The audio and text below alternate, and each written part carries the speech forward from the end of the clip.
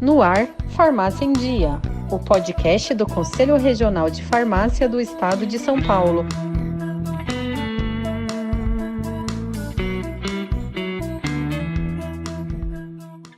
Olá, ouvintes, bem-vindos a mais um Farmácia em Dia. Desde a publicação do Decreto 5053 de 2004, que aprovou a regulamentação da fiscalização de produtos de uso veterinário e dos estabelecimentos que os fabricam ou comercializam, a farmácia veterinária passou a ser um setor atrativo, em franco crescimento, que tem recebido normativas específicas desde então. E lá se vão 20 anos. E a gente gostaria de debater justamente como tem se desenvolvido esse setor, os novos desafios, os que já foram superados e as perspectivas para essa área. E para isso temos o prazer de contar com o nosso convidado, o coordenador do Grupo Técnico de Farmácia Veterinária do CRF São Paulo, que também atua com educação farmacêutica, o Dr. Anderson Carniel.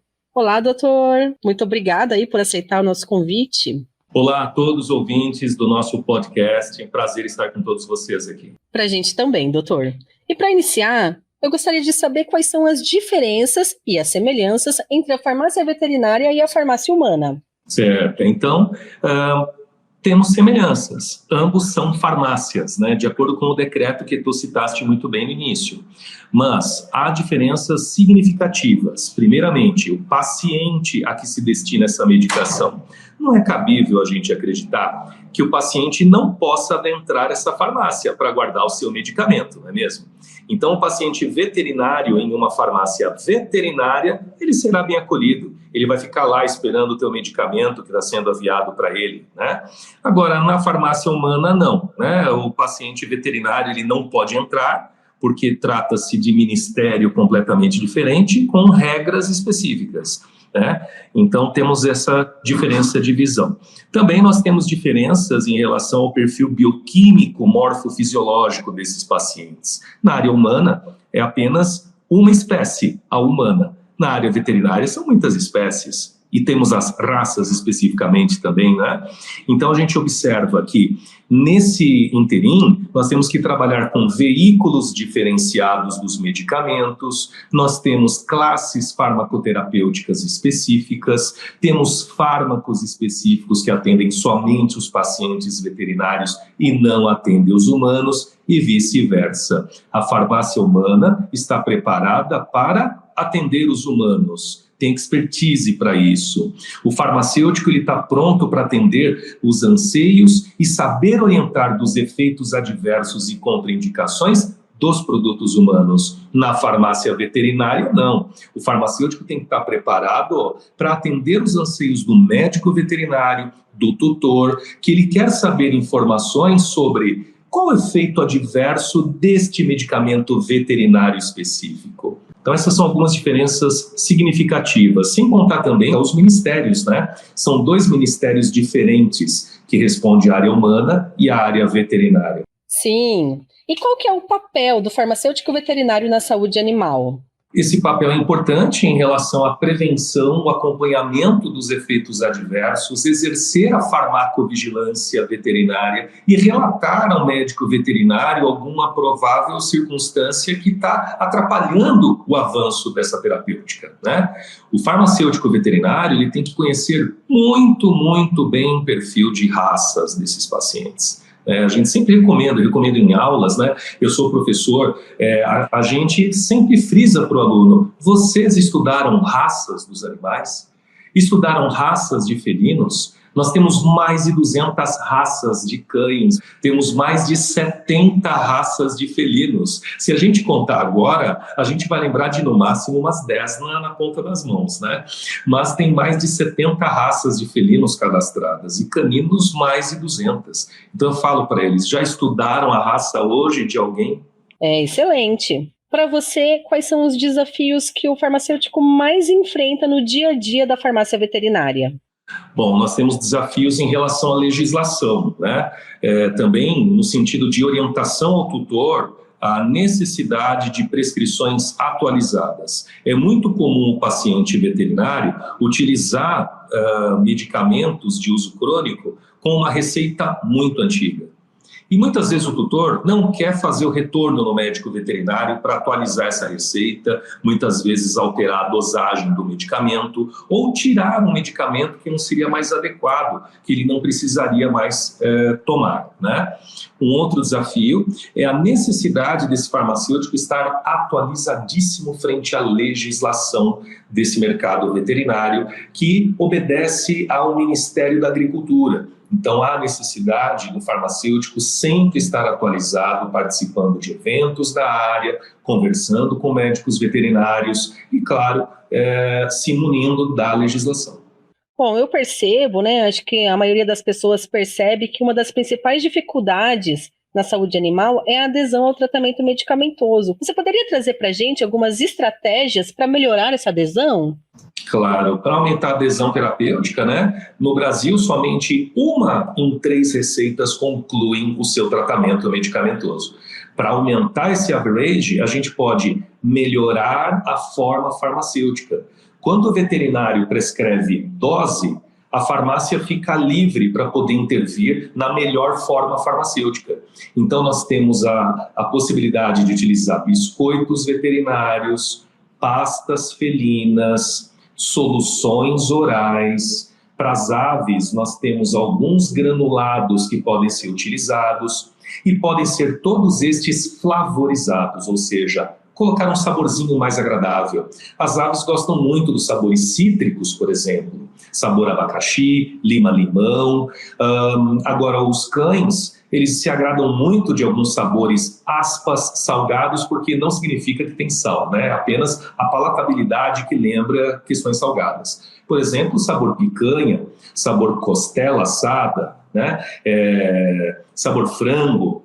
Os felinos, eles gostam muito também desses sabores mais salgados. Os sabores adocicados não agradam ao paciente felino. Então, eles gostam muito, por exemplo, de sabor carne, sabor frango. E temos outros adocicados para os cães, que na verdade é o tutor que quer, né? Por exemplo, sabor doce de leite, leite condensado, chocolate. Então, tem uma infinidade de possibilidades para tornar o momento do medicamento um pouco menos terrível, né? Excelente. Bom, trazer um tema um pouco mais pesadinho sobre a segurança dos medicamentos veterinários. Hoje, quais são as principais preocupações em relação a essa segurança, doutor? Uma grande preocupação em relação a essa segurança é que essas formas farmacêuticas flavorizadas devem ser formas farmacêuticas mesmo. A gente já ouviu falar de uso de ferramentas que não são vias para administrar medicamentos. Bem, como estratégia, então, para melhorar essa possibilidade de segurança, já ouvimos falar do uso de formas farmacêuticas inadequadas, que não são formas farmacêuticas. Por exemplo, pequenos iogurtes infantis, bem coloridos, cheios de gordura, de proteínas, de prions de vitelo, né? Enfim, isso não é adequado, isso não é forma farmacêutica. Salsicha, queijinhos industrializados, isso não é forma farmacêutica. Veja só, a gente vai medicar um paciente que está usando, por exemplo, um fármaco como o bezafibrato, que ele é para corrigir o triacilglicerídeo de um paciente. E no veículo eu estou colocando gordura? Não faz sentido, né? E isso a gente já ouviu falar que já foi usado de uma certa maneira por alguém, infelizmente, né? O biscoito veterinário não pode ser feito com biscoito cream cracker, não pode ser feito com biscoito Maria, não pode ser feito com ração. A ração, ela é um complemento ou alimentação de um paciente. E ali na sacaria dessa ração, a gente não sabe as informações sobre interações medicamentosas do fármaco com o componente da ração. Não sabemos também informação da estabilidade desse princípio ativo com os componentes da ração. Então, todos esses formam aí um bojo de preocupações em relação à segurança desses medicamentos. E claro, o tutor tem que escolher uma farmácia de confiança, onde o farmacêutico está ali o tempo inteiro presente para poder acompanhar os processos da manipulação, ou na indústria, um farmacêutico que esteja na indústria veterinária, prezando pela garantia da qualidade, controle da qualidade sempre, e também alguém na ponta para poder tirar dúvidas, esclarecimentos e executar a farmacovigilância também. E a tecnologia? A gente vê aí o mundo pet se desenvolvendo tanto, né? Gostaria de saber as principais inovações tecnológicas também na farmácia veterinária. E, na sua opinião, qual que é o papel da tecnologia no setor?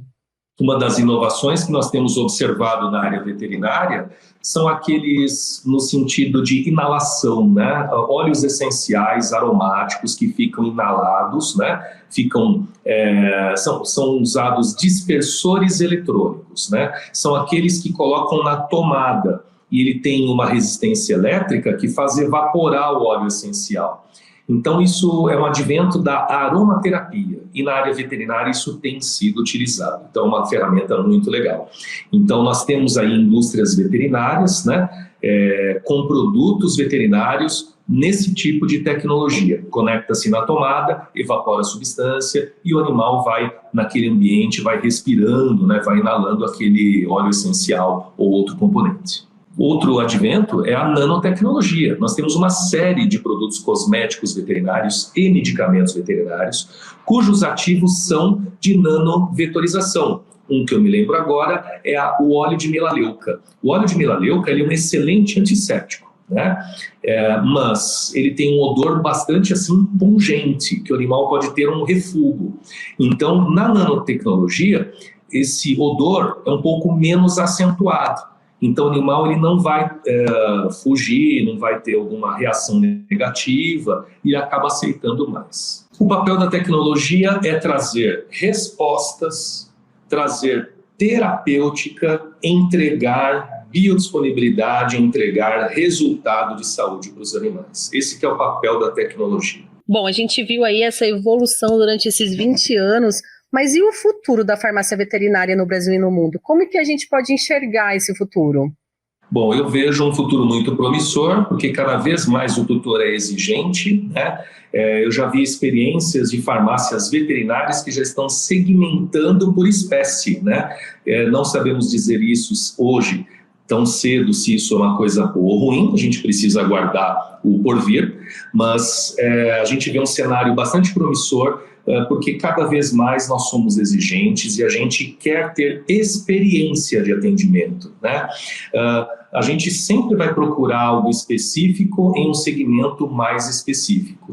E onde nós temos o farmacêutico preparado, com pós-graduação na área veterinária, com atualização e com bastante relacionamento junto ao médico veterinário, essa é a farmácia que vai prevalecer. A gente percebeu a importância do papel do farmacêutico veterinário dentro da farmácia veterinária, mas e a sociedade, os tutores dos animais e os outros profissionais, principalmente aí os médicos veterinários, como que eles enxergam o papel do farmacêutico veterinário hoje? Então, o farmacêutico veterinário ele se relaciona muito bem com o médico veterinário, ele é um profissional que é um baita parceirão, ele quer saber os porquês, né? E geralmente participam juntos até de composições.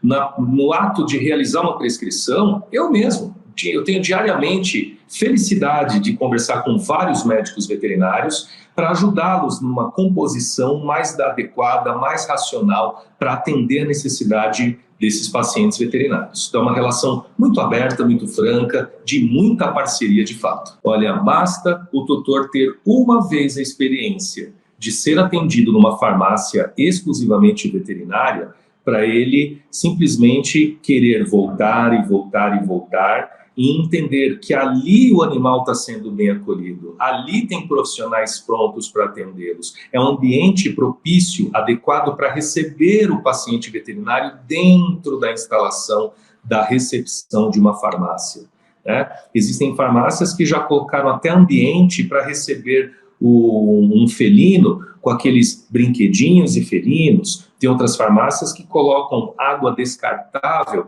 para receber um cão que ali está aguardando o medicamento. Então, trata-se de uma experiência de saúde. E o nosso tutor, cada vez mais exigente, ele vai querer o lugar onde ele se sente bem e que sabe que o animal dele está sendo bem acolhido.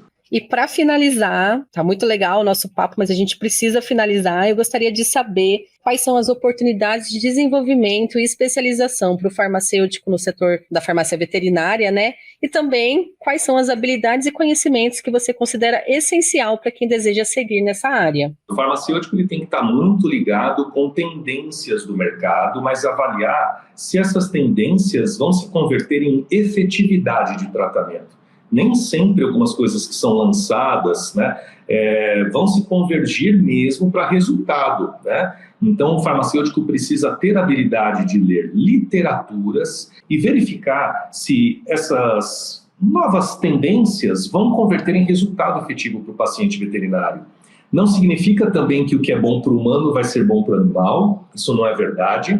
E também verificar naqueles datasheets de matéria-prima, né, a literatura de uma nova matéria-prima, para ver se os resultados são resultados feitos com os animais. A gente vê lançamento de matéria-prima com resultado em humanos, e eu não posso trasladar isso para a área veterinária. E, lamentavelmente, muitas empresas do nosso segmento seguem essa ordem de forma errônea, né? Então, essa é uma coisa que o farmacêutico desse lugar tem que estar bem antenado. Também o farmacêutico tem que estar preparado para entender o perfil morfofisioanatômico bioquímico desse paciente. Por exemplo, qual é a temperatura febril de um cão? É a mesma de um animal? Não é. Parâmetro de sangue de um cão é diferente do nosso, para que esse farmacêutico não dê informação errada para a sociedade. Né? Também tem que estar preparado com as substâncias ativas da área veterinária, quais são os efeitos adversos e as contraindicações dessas substâncias específicas da área veterinária também. E, por fim, como nós já falamos antes, o farmacêutico tem que estar preparado para a questão de entender raças desses pacientes. São perfis diferentes e têm peculiaridades, né? A raça Border Collie, por exemplo, ela não pode receber determinadas substâncias, alguns ectoparasiticidas, né? Eles não podem receber. Então, saber a raça e o que cada raça pode receber é uma responsabilidade do farmacêutico também. E fazer com amor. Tudo o que você faz com amor na sua vida, você vai fazer melhor. Bom, muito obrigada novamente, Dr. Anderson. Foi um prazer tê-lo aqui conosco. E gostaria aí que você deixasse as suas considerações finais para os ouvintes. Foi um prazer estar com todos vocês aqui desse podcast. Obrigado por estarem conosco aqui. E nós estamos à disposição. A gente fica aqui no Conselho Regional de Farmácia, no nosso GTT de Farmácia Veterinária. Até a próxima. E para você, ouvinte, muito obrigado por estar conosco em mais um episódio. Espero que tenha sido valioso para vocês. Fique conosco para mais temas e até a próxima.